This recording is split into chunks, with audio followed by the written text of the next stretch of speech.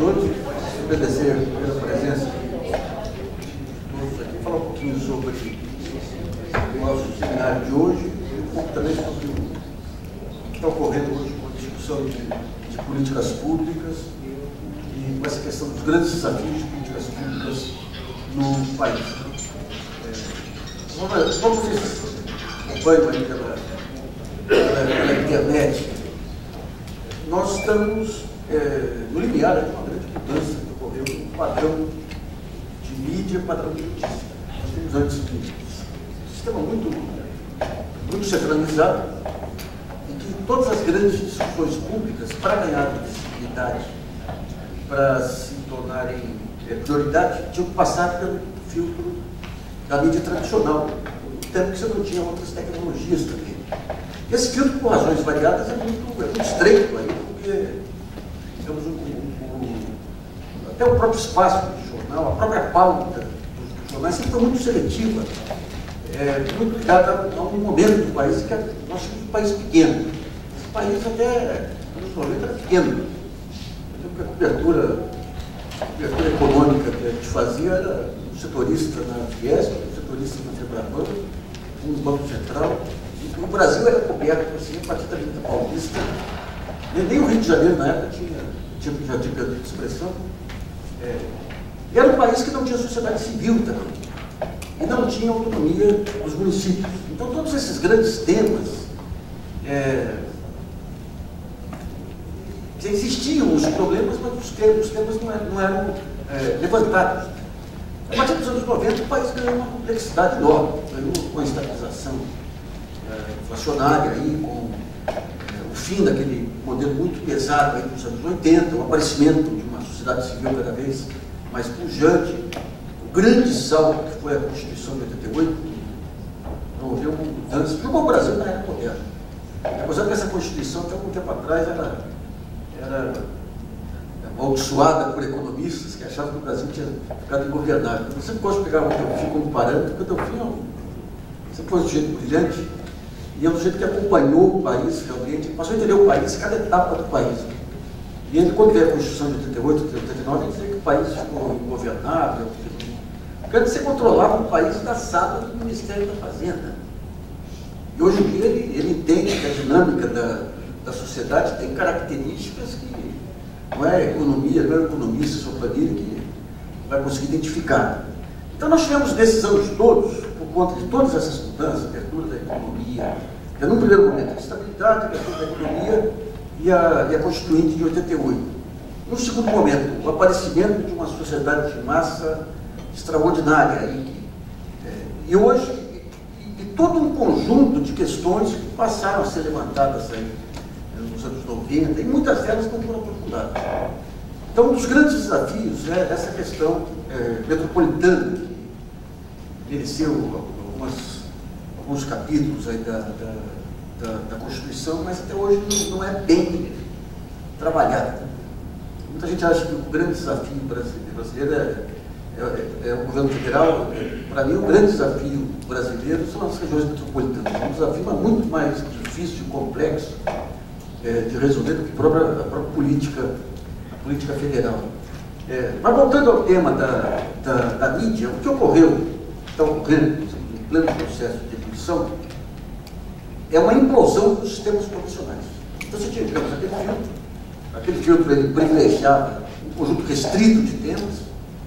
No blog, a gente tem na blogosfera o movimento do sem mídia, em geral, pega os movimentos sociais. Mas se a gente for pegar no Instituto Amplo, você tem sem mídia, o agronegócio é sem mídia, as discussões metropolitanas são sem mídia, a própria indústria brasileira é sem mídia, porque não recebe, digamos, não é prioridade no noticiário, o próprio comércio é sem mídia.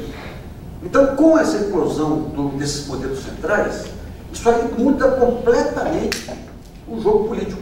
E quando o jogo político, eu não digo as eleições. As eleições são um capítulo, talvez, menos relevante do jogo político. O jogo político relevante você está entre as eleições, quando você tem um conjunto de forças, pressões, que todos os governos são submetidos, e as maneiras como esses governos reagem, recuam, avançam de acordo com essas pressões. com a implosão do modelo convencional de mídia, o que nós temos no momento é um caos, vários grupos, nunca se discutiu tanto no Brasil que nem hoje, nunca as discussões foram tão difusas, tão quebradas como hoje. Porque nós estamos justamente naquele momento em que você tem um novo meio surgindo. A internet é um meio fantástico que permite a qualquer pessoa atuar na mesma plataforma tecnológica dos grandes grupos de comunicação. Então isso aí cria um equilíbrio maior, é muito interessante. Ao mesmo tempo, você tem uma pulverização tão grande de ideias, conceitos, de opiniões, que os partidos políticos ficam superados. Então, quando você pega as discussões pela internet, você tem discussão de célula-tronco, de casamento homossexual, a questão da regionalização, a questão das políticas sociais, a questão de câmbio, mercado. É impossível qualquer partido político representar todo um elenco de eleitores que têm opiniões tão díspares como a que nós temos hoje. E cada tema hoje tem um grupo pró, um grupo contra. Então, isso aí muda, e todos esses grupos, hoje em dia, cada vez mais, com expressão naquele território comum, que é a internet. Então, cada vez mais, a democracia vai exigir negociações permanentes. Não tem mais maiorias permanentes. Às vezes eu vejo, a gente vê pela internet, pelos jornais, a disputa PT, PSDB, quando você olha e vê a realidade que nós temos hoje, as diversas integrações, integração regional, integração de classe, integração de novos setores e tudo, é um negócio tão mais complexo que não cabe mais na moldura de um, ou dois, ou três, ou quatro partidos políticos. Então, digamos, o que nós estamos visando agora com as discussões públicas, nós estamos lançando um projeto que você já pode até acessar no jornal ggn.com.br, que ele visará trazer para o âmbito de um projeto jornalístico as discussões relevantes que ocorrem hoje em dia no país. Você tem um país hoje, você tem dois grupos aí que discutem o país, independentemente de outras divisões que possam ser feitas entre eles. O pessoal que está discutindo o Brasil do século XXI e o pessoal que se apegou ao passado aí. Esse Brasil do século XXI é um país riquíssimo, porque ele pressupõe você colocar dentro do mesmo prato todas essas peças e esses agentes que estão sendo incluídos agora. Então você vai ter esse Brasil, tem que contemplar a multinacional, a pequena empresa, tem que contemplar o agronegócio, o MST, tem que contemplar a busca de eficiência e a preservação ambiental, tem que contemplar a produção erudita, musical e a música de periferia. É de uma riqueza monumental que se comporta, digamos, quando você pega o padrão convencional dos jornais, a pauta é desse tamanho. Hoje, quando você entra pela internet, pega a seção de política da Folha, são 10 notícias. Em geral, 4 irrelevantes, porque você já ouve a mudança. O mais importante agora é se buscar territórios dentro da internet que permitam uma discussão efetivamente democrática desse país que nós queremos aí pela frente. Muita gente fala que essa questão do desperdício de energia, desperdício de lixo, desperdício disso, o maior desperdício que esse país teve ao longo aí dessas décadas todas, historicamente, é o desperdício de ideias, de novas ideias, que não tinham, digamos, um campo para prosperar. Então você tinha partidos políticos que, num certo momento, representavam um novo e depois tendem a envelhecer por conta de falta de arejamento de ideias e democracia interna. Você tem uma universidade que é muito complicada, muito fechada, no sentido de propagar novas ideias. E você tem uma mídia que está presa até hoje a uma pauta que já se encerrou muito antes de 2008, quando veio a crise econômica global.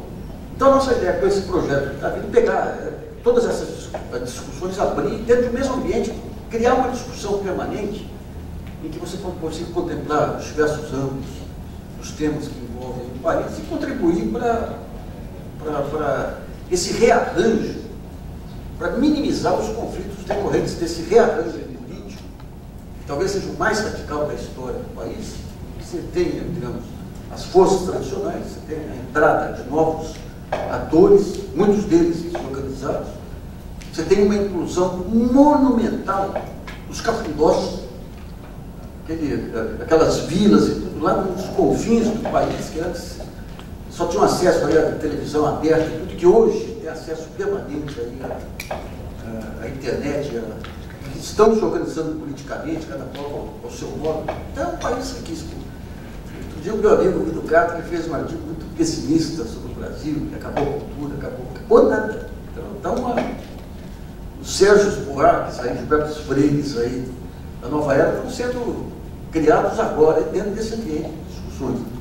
Nosso tema de hoje vai ser sobre esse planejamento da região metropolitana de Santos com investimento do pré-sal.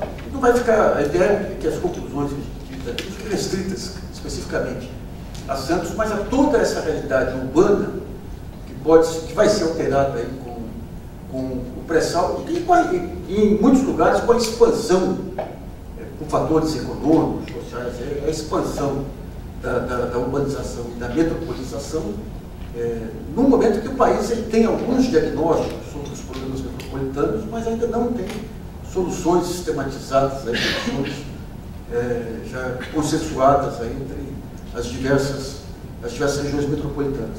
Para abrir aqui o nosso evento, os impactos do pré-sal no desenvolvimento da Baixada Santista, eu queria convidar o Birajara Sampaio de Campos, que é subsecretário de Produção e Exploração da Secretaria de Energia do Estado de São Paulo, e está representando o secretário José